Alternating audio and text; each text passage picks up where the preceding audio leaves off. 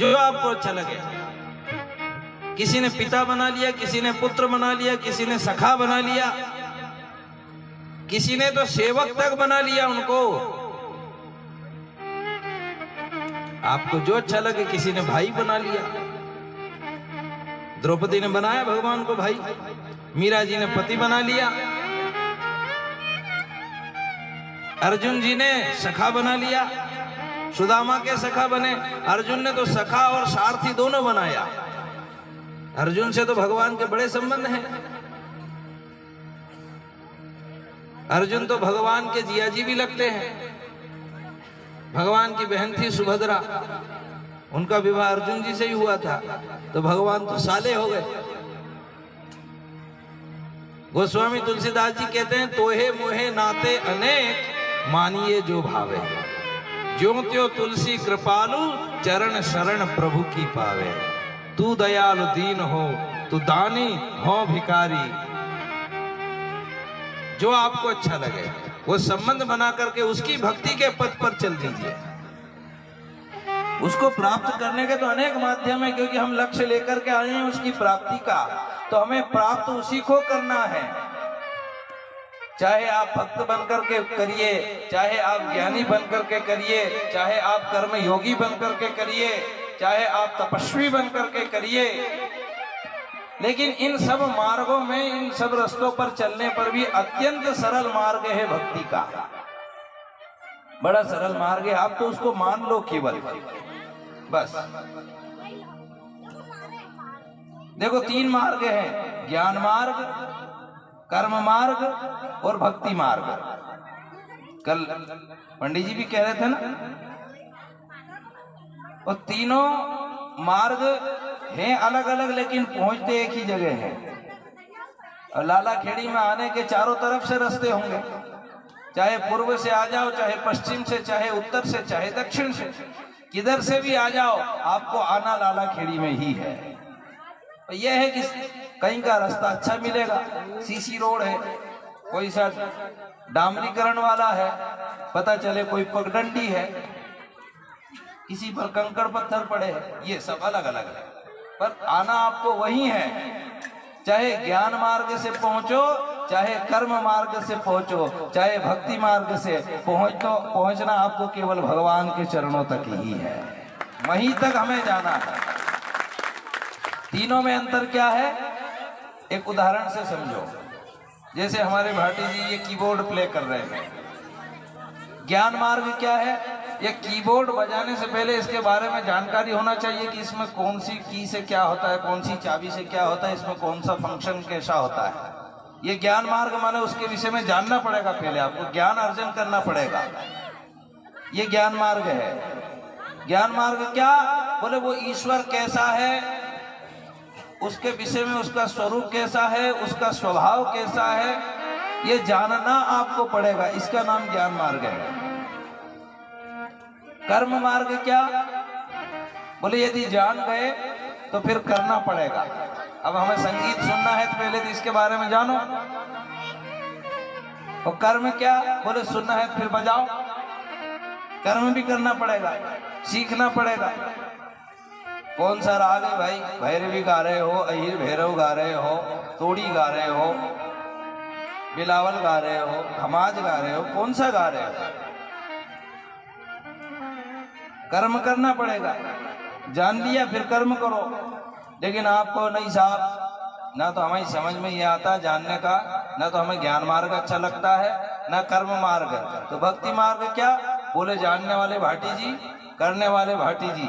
हमें तो क्या करना, भक्ति मार्ग बोले ये जाने, ये बजाए, हमें तो ये बढ़िया सी टून बजा दे तो उसको सुन ले, इसी का नाम भक्ति मार्ग है। कि उसको सुन करके हम आह्लादित हो जाए, आनंदित हो जाए, बस इसी का नाम भक्ति मार्ग है। बस्ती से बैठ करके सुनो, बस वो भक्ति मार्ग है। और ज्ञान मार्ग में भक्ति मार्ग में कितना अंतर है देखो, थोड़ा सा। आप ज्ञानी बनो ना बनो, आपसे निवेदन करेंगे, भागवत भक्ति प्रदान करने वाला ग्रंथ है। केवल अपने जीवन में भगवान के नाम की भक्ति ले आओ। ज्ञानी व्यक्ति की स्थिति बंदर के बच्चे की जैसी होती है।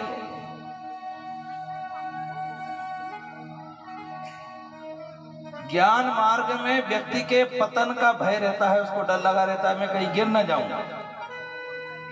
क्योंकि जहां ज्ञान होता है वहां अभिमान पहले आता है। ज्ञानी व्यक्ति पहले तो किसी का आगे झुकता नहीं, वो किसी को समझता ही नहीं है, हमसे बड़ा कौन ज्ञानी है। और मैं निवेदन करूं जो ये भाव रखे कि हमसे ज्यादा कौन ज्ञानी, इसलिए समझ लीजिएगा वो ज्ञानी नहीं, उससे बड़ा मूर्ख इस दुनिया में कोई नहीं है। ज्ञान में अभिमान नहीं, ज्ञानी व्यक्ति सबको ज्ञानमय देखता है कि सब ज्ञानी मेरे जैसे है। तो ज्ञान मार्ग में पतन का भय है, कर्म मार्ग में भी पतन का भय है, लेकिन भक्ति मार्ग में भक्त का पतन नहीं होता, क्योंकि भक्ति मार्ग में भक्त भगवान के आश्रित होता है। रामचरितमानस में गोस्वामी तुलसीदास जी कहते हैं ज्ञान पंथ कृपाण के धारा। ज्ञान का रास्ता कैसा है? बोले कृपाण तलवार की धार के ऊपर चलने जैसा रास्ता है ज्ञान का। तो तलवार की धार पर कहीं फिसल गए तो हाथ पैर कटने का डर है, मर जाओगे गर्दन कट गई तो। और कर्म मार्ग में यदि आपका कर्म गड़बड़ हो गया गए, लेकिन भक्ति मार्ग में भक्त का हाथ भगवान पकड़ करके रखते हैं। ज्ञानी की स्थिति कैसी होती है? बोले बंदर के बच्चे की जैसी, और भक्त की स्थिति बिल्ली के बच्चे के जैसी। बंदर का बच्चा, छोटा सा बच्चा आपने देखा होगा बंदर का। बंदर अपने बच्चे से कहता था बेटा समझ जाना मेरा काम है कूदा फांदी करने का है, मैं तो एक डाल से दूसरी डाल कूदूंगा, लेकिन एक बात समझना मैं तुझे नहीं पकड़ सकता। क्यों? क्योंकि मैं कूदूंगा तो मुझे डाल पकड़ना पड़ेगी, इसलिए ये जिम्मेदारी तेरी है कि तू मुझे पकड़ के रखना। ये ज्ञानी है।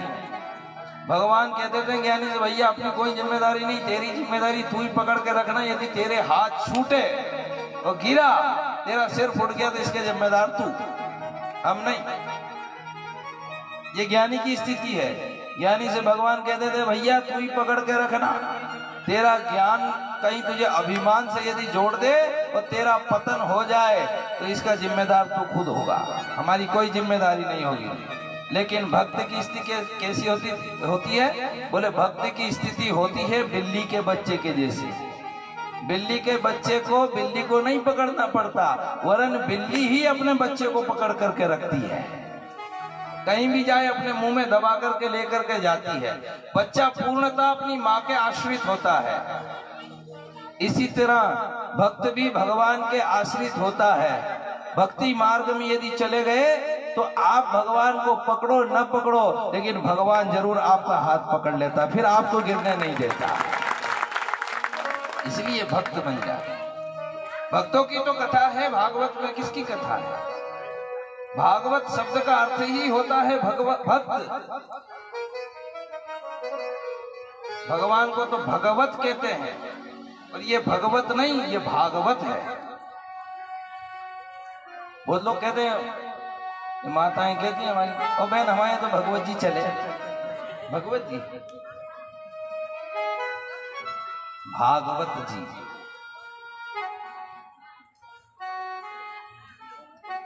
भागवत भक्तों का ही चरित्र है, भक्तों की ही तो कथा है। प्रहलाद जी की कथा है, ध्रुव जी की कथा है, अजामिल की कथा है, जड़ भरत की कथा है, सब भक्तों की कथाएं हैं। और भक्त बन जाओ,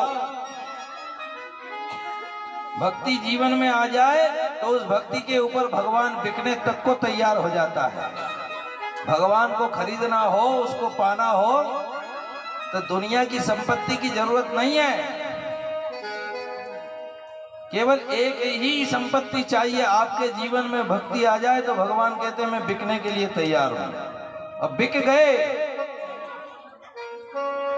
मीरा जी ने खरीद लिया भगवान को। मीरा जी कहती हैं मायरी मैंने लीनो गोविंद मोल,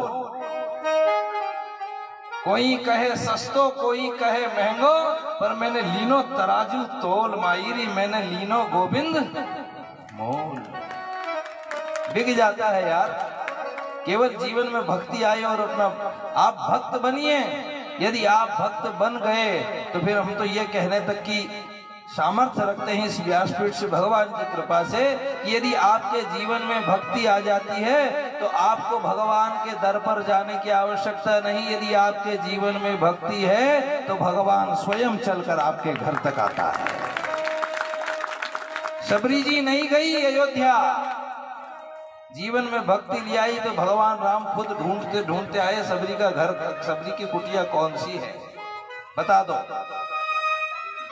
ज्ञानी महात्माओं के आश्रमों में नहीं गए, सबने कहा महाराज इधर आइए, प्रभु इधर आइए, हम आपका स्वागत सत्कार करें, हमें भी पूजन सेवा का अवसर दीजिए। बोले नहीं, पहले ये बताओ मेरी माँ शबरी की कुटिया कहाँ पे है, आश्रम कहाँ,